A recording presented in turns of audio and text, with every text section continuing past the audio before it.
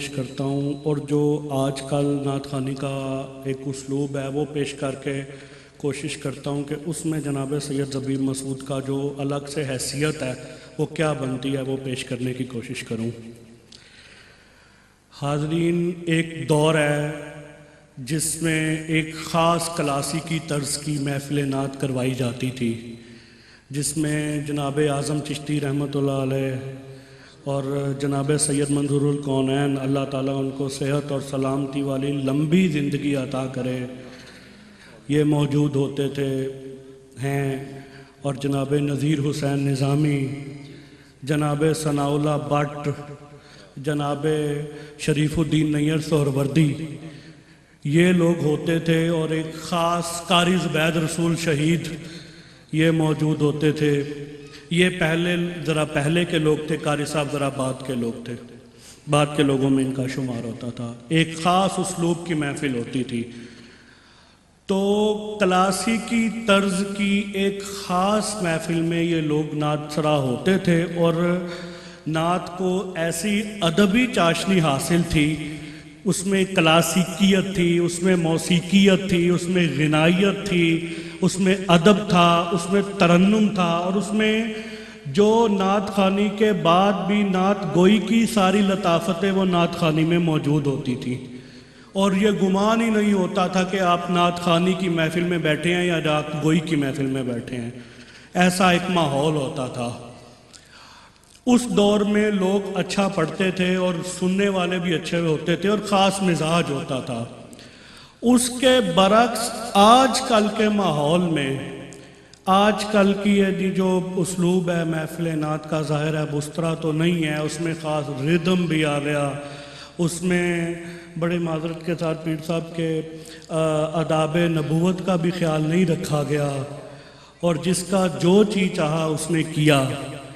اور بلکہ مجھے حافظ طائب صاحب کا ایک شعر یاد آ گیا، وہ کہتے ہیں، کر دے جو کریں ذات رسول دوسرا سے، کر دے جو کریں ذات رسول دوسرا سے، ہے میری نگاہوں میں وہی نعت بڑی نعت۔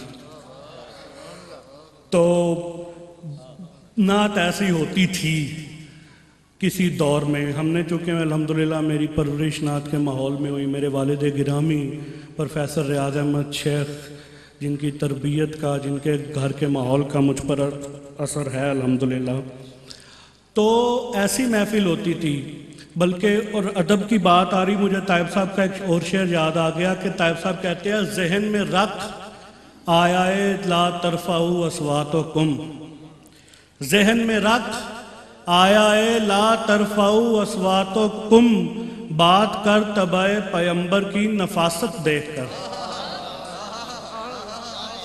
تو ذہن میں رکھ آیا لا ترفعوا اصواتکم، بات کر تبع پیمبر کی نفاست دیکھ کر۔ تو نعت خوانی ہوتی تھی، ہم نے اس ماحول میں پھر دیکھتے ہی دیکھتے یعنی ماحول یکسر تبدیل ہو گیا، اور آج کل کے ماحول میں واحد ایک شخص ہے پورے میری نزدیک، میں نے الحمدللہ نعت خوانوں کو دیکھا ہے، جو کلاسیکی روایت کے ساتھ لے کے جدت کے حسین امتزاج کے ساتھ نعت لوگوں میں پیش کر رہا ہے، اور نعت لوگوں میں اچھی نعت خیال نہیں دیکھا جاتا کہ سامعین کیسے ہیں۔ ایسا پہلے نعت خوانوں میں ہوتا تھا، اب نہیں ہوتا ہے۔ نہیں خیال دیکھا جاتا کہ سامعین کیسے ہیں، یہ نہیں دیکھا جاتا کہ ہم نے سامعین کی سطح پہ اتر کے سنانا ہے یا سامعین کو اچھی نعت کی سطح پہ لانے کی کوشش کرنی ہے۔ ایک شخص ہے جو اس کلاسیکی روایت کا امین ہے، اور وہ اس وقت پورے پاکستان میں سید زبیب مسعود ہے۔ اور دوسری کوئی آواز ہمیں نہیں سننے میں ملتی کہ جو اصل میں نعت خوانی کا ایک اسلوب یہ ہوتا تھا کہ آواز بیس والی ہوتی تھی نعت خوانوں کی، پرانے نعت خوانوں کی۔ پھر میں ذرا موسیقی کی ہلکی سی بات کروں تو ایک اس میں خاص غنائیت ہوتی تھی، اس میں خاص ایک گرج ہوتی تھی، ہر کسی کی آواز کا ایک اپنا اسلوب تھا۔ شاہ صاحب کی آواز کا امتیاز ان کلاسیکی نعت خوانوں میں یہ ہے، اب کے نعت خوانوں میں، کہ ایک خاص آواز کے ساتھ جتنی ان کی رینج بلند ہوتی ہے اتنا ان کی آواز میں سوز بڑھتا ہے اور اتنی موسیقیت آتی ہے. پھر ان کو راگ داری پہ اتنا عبور ہے کہ بعض اوقات مجھے خود محسوس ہوتا ہے کہ یہ مشکل ہو گیا ہے اور اب ظاہر ہے تھوڑی شاید مشکل ہو جائے، لیکن میرا وہ یہ خیال گمان بن جاتا ہے اور یہ سہولت سے گزر جاتے ہیں اور جیسا ان کا جی چاہتا ہے ویسا کر کے آگے جاتے ہیں. یہ اللہ کی ان پر خاص عطا ہے. تو بلکہ مجھے پیر نصیر الدین نصیر کی ایک ربائی یاد آ گئی، میں پیش کر دیتا ہوں. پیر صاحب کہتے ہیں وہ سر کی، کہتے ہیں وہ سر کی جن کے سر میں کچھ ہو.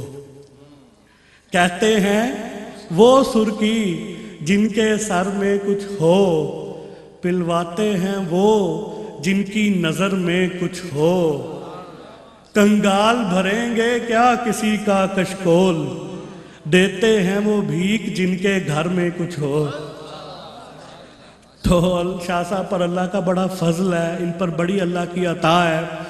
اور میں چونکہ نعت کا لسنر ہوں الحمدللہ، تو میرے جیسے اور جو اچھی سنجیدہ نعت سننے کے قائل ہیں، شوقین ہیں، پریشان ہو گئے تھے کہ اب اس ماحول میں ہم کس کی آواز سنیں اور کون ہمیں وہ نعت سنائے جو ہمیں دہلیز مصطفیٰ تک لے جائے، جو ہم اس ظاہرہ نعت خوانی کا ایک، آپ اس کو محض ذوق کی تسکین کہہ لیں، ظاہرہ ذوق کی تسکین تو ہے، لیکن نعت خوانی ایک روح کی بالیدگی کا سبب بھی بنتی ہے. اور نعت خوانی سے آپ محض اس طرح لطف اندوز ہوں کہ محفل میں سنی اور وہ ادھر ہی ختم ہو گیا، نہیں، نعت کا ایک باقاعدہ ایک تھیسیز ہے. نعت کوئی معمولی بات تو ہے نہیں. ظاہر ہے اب آپ لوگ ہم سے زیادہ، آپ لوگوں کی حیثیت ہے، آپ لوگ ہم سے زیادہ درجے پر فائدہ، کیونکہ اب ظاہر سنت رسالت مآب ادا کر رہے ہیں.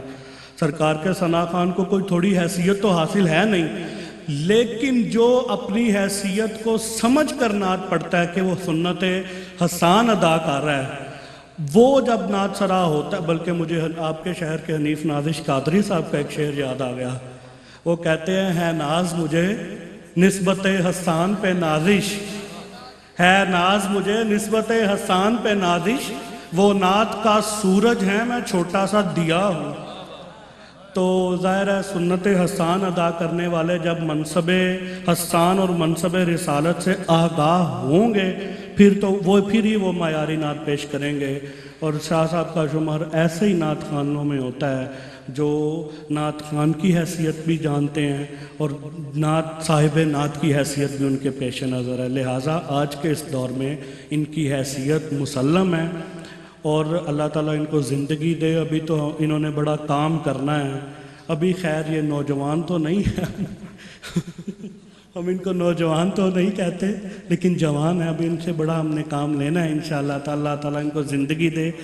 میں اب مجھے انہوں نے کہا کہ میں ان کو دعوت دوں، تو میں آپ لوگوں کے نعرہ تکبیر و رسالت کی گونج میں ان جناب سید زبیر مسعود صاحب سے